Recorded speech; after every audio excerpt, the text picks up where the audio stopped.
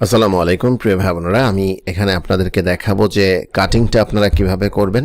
So সেই জন্য আপনারা দেখছেন যে আমি ফিল্মোরা ওপেন করে রেখেছি।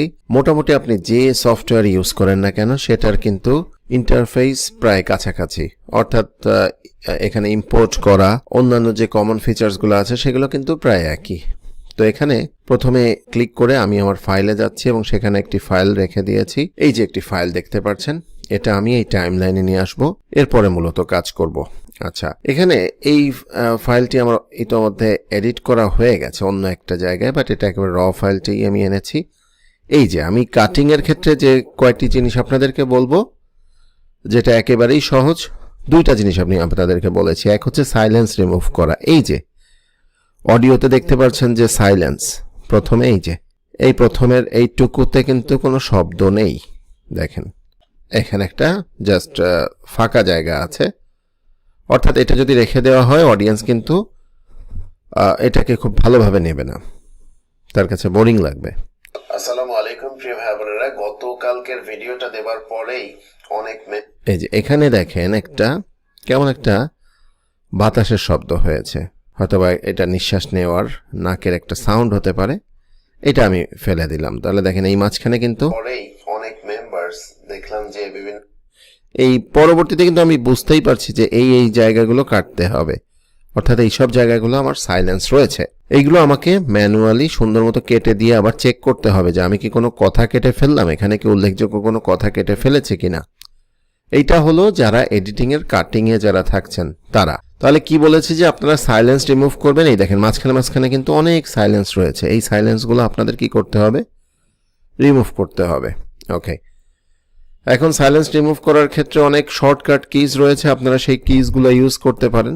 লেটস সে এখানে ফিল্মোরাতে এক্স একটা বাটন আছে, Ctrl+X দিলে কিন্তু কেটে যায় ওই জায়গাটা।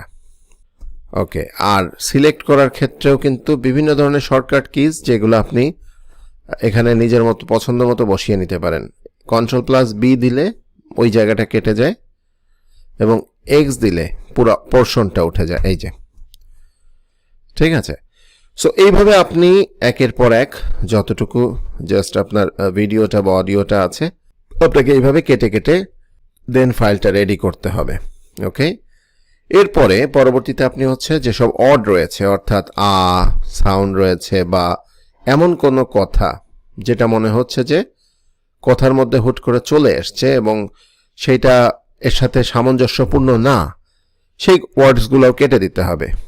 যেমন অনেক সময় আমরা হয় না যে, আমি আগে আপনাদেরকে একটা ভিডিওতে বলেছিলাম যে কিছু কিছু সময় আমাদের অনেক কমন কথাবার্তা চলে আসে, কমন কথাবার্তাগুলো কেটে দিতে হবে। যেমন ঠিক আছে বা অনেকেরই অনেক ধরনের যে বেশি যে হয়ে যায় বা এরকম যে জিনিসগুলোই সেখানে রাখা ঠিক হচ্ছে না মনে হয় ওই অডিও ফাইলে বা ভিডিও ফাইলে, আপনারা সেগুলো কেটে ছেটে ছোট করে দিবেন এবং পরবর্তীতে আপনারা আবারও একবার শুনে নেবেন যাতে করে বোঝা যায় যে হোল যে আপনি ফাইলটা রেডি করলেন সেটা অডিও ঠিক আছে কিনা। তো এই হচ্ছে ব্যাপার। আশা করি একেবারেই খুবই সিম্পল টাস্ক, বাট যে কাজটা করতে হবে এটা কিন্তু আপনার কাজ করতে করতে আপনি দেখবেন যে অনেক বেশি পারদর্শী হয়ে গেছেন এবং অনেক সময় তখন অডিও না শুনেই আপনি বুঝতে পারছেন যে ওই সমস্ত জায়গাগুলো ঠিক করতে হবে, রিমুভ করতে হবে। এটা হয়ে যায়, কাজ করতে করতে অটোমেটিকলি হয়ে যায়। যে এখানে তো এই যে দেখতে পাচ্ছেন একটা সাইলেন্স, বড় সাইলেন্স, বাট এছাড়াও কিন্তু বেশ আরো অনেক জায়গা, অনেক ঝামেলা, যেগুলো আপনি বুঝতেই পারবেন যে অডিওর যে গেট আপ দেখলেই বুঝতে পারবেন এখানের যে জিগজ্যাগ, যে এটা আসলে ঠিক জায়গায় নাই, এটা ঠিক কেটে দিতে হবে। তো ঠিক আছে প্রিয় ভাই বোনেরা, এগুলো ফলো করবেন। আল্লাহ হাফেজ।